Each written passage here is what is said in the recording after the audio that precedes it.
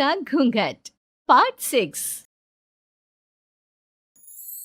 अब तक हमने देखा कि रात के अंधेरे में चुपके से सचिन देविका से माफी मांगने जाता है, लेकिन देविका कहती है, सचिन, मेरे लिए सबसे बड़ी चीज मेरा आत्मसम्मान है, इसलिए मैं तुम्हें माफ नहीं कर सकती। अब तुम यहां से जा सकते हो। देविका, एक बार मुझे मेरे बच्चे से तो मिलने दो। मैंने अभी तक उसे देखा भी नहीं है। कौन सा बच्चा सचिन? वही बच्चा जिसे तुमने और तुम्हारे बाप ने अपने घर के अंदर तक नहीं घुसने दिया। आज अचानक बच्चे की याद कैसे आ गई? देखो सचिन, चले जाओ यहां से। मेरे बच्चे के सामने और मेरे सामने फिर कभी मत आना। सचिन जब घर जाता है तो घर के सभी आदमी उसे डांटने लगते हैं। इतनी रात को कहाँ गया था सचिन? देविका से माफी मांगने। तुझे शर्म नहीं आई अपनी बीवी से माफी मांगते हुए? घर की इज्जत का कुछ ख्याल है कि नहीं? लेकिन चाचा जी, आखिर अपनी ही पत्नी से माफी मांगने में कैसी शर्म? लो जी लो, नवाबजादे पूछ रहे हैं कि कैसी शर्म। अरे मुझे अभी तक यह समझ में नहीं आता कि देविका तेरी पत्नी है या तू देविका की पत्नी है। जीजा जी, पति पत्नी एक समान होते हैं और माफी मांगने से कोई छोटा बड़ा नहीं होता। काश मैंने पहले अपनी पत्नी का साथ दिया होता। आज मैं आखिरी बार आपको समझा रहा हूं कि आप सब भी अपनी पत्नियों से माफी मांग लो। देविका ने तो मुझे माफ नहीं किया, शायद माँ, चाची, भाभी और दीदी ही आप सबको माफ कर दे। सचिन सभी को समझाने की बहुत कोशिश करता है, लेकिन कोई भी उसकी बात नहीं सुनता। वहीं दूसरी ओर सुजाता के हाथ का बना खाना सारे गांव में फेमस हो गया था, तो उसने एक बहुत अच्छा सा होटल खोल दिया। देविका, मैं चाहती हूँ मेरे होटल की सबसे पहली ग्राहक तुम ही हो, क्योंकि तुम्हारी वजह से ही आज मैं अपना खुद का होटल खोल पाई हूँ। क्यों नहीं भाभी? लेकिन भाभी, आपको अब अपने होटल में ना सिर्फ इंडियन खाना बनाना है, बल्कि इटालियन, चाइनीज और फ्रेंच खाना भी बनाना होगा। सुजाता सभी औरतों को अपने होटल का खाना खिलाती है।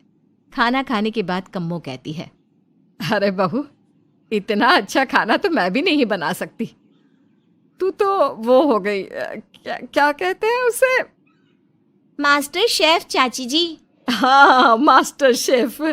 बहू, अब तेरा होटल चलेगा नहीं बल्कि दौड़ेगा। हाँ बहू, तूने सच में खाना बहुत स्वादिष्ट बनाया है। अब वीना बेटी, तुझे क्या करना है? अपना बुटीक कब खोलेगी? माँ, कल ही कर देती हूँ। दुकान और सिलाई मशीनों का सारा काम हो गया है और वर्कर भी आ जाएंगे। तो ठीक है, फिर अच्छे काम के लिए देर नहीं करनी चाहिए। देविका, मैं चाहती हूँ कि मेरी दुकान का इनॉग्रेशन तुम करो। आखिर तुम्हारी वजह से तो मेरा बुटीक खुल रहा है। अगले दिन वीना भी अपना बुटीक खोल लेती है। उसका बुटीक भी चलने लगता है। माँ, आजकल ना कस्टमर ज़्यादा हो गए हैं। बुटीक में जो वर्कर है वो वर्कर कम पड़ रहे हैं। मुझे और वर्कर की ज़रूरत है। बेटी, गांव में तो तुझे कोई मिलने से रहा। अच्छे वर्कर तो शहर से ही मिलेंगे। हमें भी कुछ लोगों की ज़रूरत है जो हमारे बर्तन शहर ले जाकर बेच सके। देविका बहू, अब तू ही कुछ कर। ठीक है माँ जी, मैं अपने पापा से बात करती हूँ। वो अखबार में इश्तेहार दे देंगे तो कई वर्कर आ जाएंगे। कम्मो और विमला के बनाए बर्तन भी दूर दूर तक बिकने लगे। सभी औरतें देखते ही देखते बहुत फेमस हो गई। अब देविका ने गांव में अपना स्कूल भी खोल लिया। सभी गांव की लड़कियां स्कूल जाने लगी।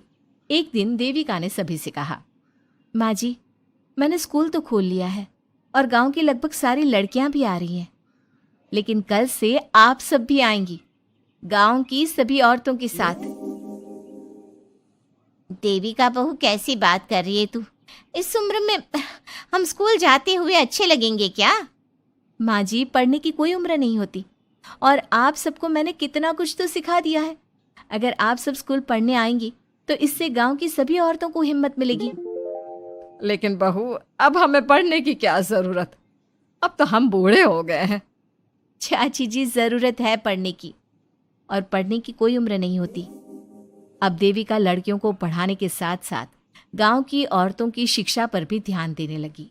कुछ दिन में घर की सभी औरतों के बारे में राज्य के बड़े बड़े मंत्रियों को पता चला और वो सीधा उनके गांव उनसे मिलने पहुंचे। देविका जी, आपकी वजह से पूरे गांव का नाम रोशन हो गया है। जगह जगह आपके घर की सभी औरतों की तारीफ हो रही है। हाँ देविका जी, आप सभी के बारे में सुनकर हम अपने आप को रोक नहीं पाए और आपसे मिलने आ गए। देविका जी, हम आपको और आपके घर की सभी औरतों को सम्मानित करना चाहते हैं और आपके स्कूल के लिए डोनेशन भी देना चाहते हैं।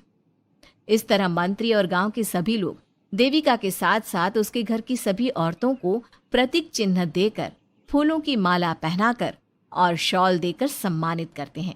इसके अलावा देविका के स्कूल के लिए भी बहुत पैसा देते हैं।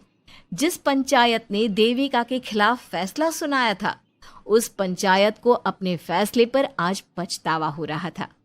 उधर घर के आदमियों की हालत और भी खराब हो रही है।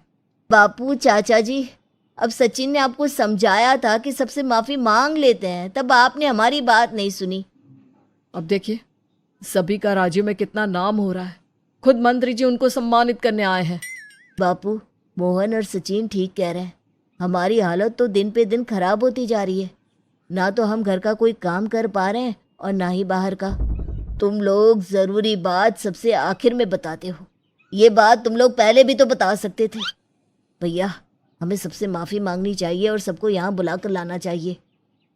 ठीक है, तुम सब यही चाहते हो तो चलो, आज ही घर की सभी औरतों को घर ले आते हैं। घर के सभी आदमी चल देते हैं सभी औरतों से माफ़ी मांगने के लिए। जैसे ही वो औरतों के पास पहुंचते हैं, सभी हैरान हो जाती हैं। कम्मो, ये सब यहाँ क्यों आए हैं? पता नहीं, लगता है आज फिर झगड़ा करने आए हैं हमसे। अगर आज कल्याण ने मुझे कुछ बोला तो इसे छोड़ूंगी नहीं मैं भी नहीं छोड़ूंगी मोहन जी को। ना इनका भरता बनाया तो मेरा नाम भी सुजाता नहीं। शांत रहो आप सब, देखने तो दो क्या कहते हैं। सभी आदमी अपनी अपनी पत्नियों से माफ़ी मांगते हुए कहते हैं, कम्मो, मुझे माफ़ कर दो, मैं तुम्हें घर ले जाने आया हूँ। तुम्हारे बिना घर बहुत सुना लगता है विमला, घर चलो। सुजाता, मैंने जो भी तुम्हारे साथ किया उसके लिए मैं बहुत शर्मिंदा हूँ। मुझे तुम्हारी और तुम्हारे हाथ के बने खाने की बहुत याद आती है। तुम मेरे साथ घर चलोगी ना? वीना, वो घर मेरा नहीं तुम्हारा है और मैं नहीं चाहता कि तुम मेरी वजह से अपना घर छोड़ दो। इसलिए अपने घर चलो और हम सबको माफ़ कर दो। अपने पतियों की इस तरह माफ़ी मांगने से सभी औरतें अपने पतियों को माफ़ करके उनके साथ जाने को तैयार हो जाती हैं। लेकिन देविका घर आने से मना कर देती है। सभी औरतें उसे समझाती है, देविका बहू, अब घर जाने में क्या दिक्कत है? मांग तो ली सबने माफ़ी। देख तो सचिन भी कितना शर्मिंदा है। हाँ बहू, हमारी लड़ाई तो यही थी कि ये हमसे माफ़ी मांगकर इज्जत के साथ घर ले जाए। अब घर चलने से तेरी शादी बच सकती है। चाची जी, मैं पहले भी बता चुकी हूँ, अब दोबारा से फिर कह रही हूँ, मेरे लिए शादी से बड़ा है आत्मसम्मान। आप लोगों की शादी आपकी मर्जी से नहीं हुई है, लेकिन मेरी शादी मेरी मर्जी से हुई है।